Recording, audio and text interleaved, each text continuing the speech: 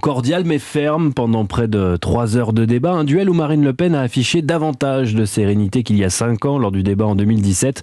La candidate du RN a défendu ses positions face à un président à l'offensive. Oui, notamment sur le pouvoir d'achat, l'Europe ou la Russie. Là, Emmanuel Macron domine.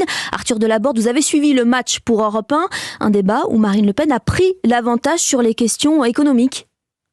Oui, on a vu Marine Le Pen percutante pour critiquer le bilan économique du quinquennat de son adversaire. Il y a 400 000 pauvres supplémentaires. C'est votre résultat, a estimé la candidate du Rassemblement national, avant de pointer du doigt le record absolu de 85 milliards de déficit de la balance commerciale et la faible augmentation de la productivité, et de lancer le Mozart de la finance à un bilan économique très mauvais et un bilan social encore pire. Marine Le Pen a ensuite reproché au président sortant de n'avoir en réalité pas fait baisser le chômage si les catégories B et C été prise en compte. Elle a pour conclure invité Emmanuel Macron à la modestie, soulignant qu'il était le président qui a créé 600 milliards d'euros de dettes supplémentaires en 5 ans, dont les 2 tiers qui n'ont rien à voir avec le Covid.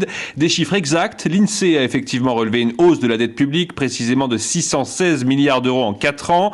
Et comme l'a souligné la députée du Pas-de-Calais, la Cour des comptes a bien évalué la dette Covid de l'État à seulement 165 milliards d'euros sur ces 616 milliards, soit près d'un tiers de cette dette. Arthur, la candidate du Rassemblement national a donc ciblé le bilan d'Emmanuel Macron, notamment sur sa gestion de l'épidémie de Covid.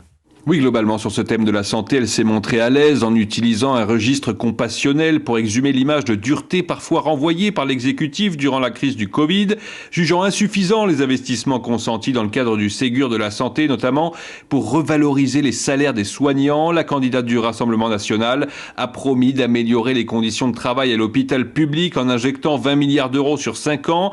Dans le détail, 10 milliards pour des hausses de salaire et 10 milliards dans le matériel. Marine Le Pen s'est par ailleurs indignée du licenciement de 15 000 soignants parce qu'ils n'étaient pas vaccinés contre le Covid. Un chiffre exact, mais quelque peu imprécis, puisque les soignants en question n'ont pas été licenciés, mais leurs contrats ont été suspendus. Enfin, sur les EHPAD, elle veut à la fois renforcer les contrôles et augmenter les effectifs. Elle prévoit ainsi d'imposer un nombre de personnel minimum par rapport au nombre de résidents.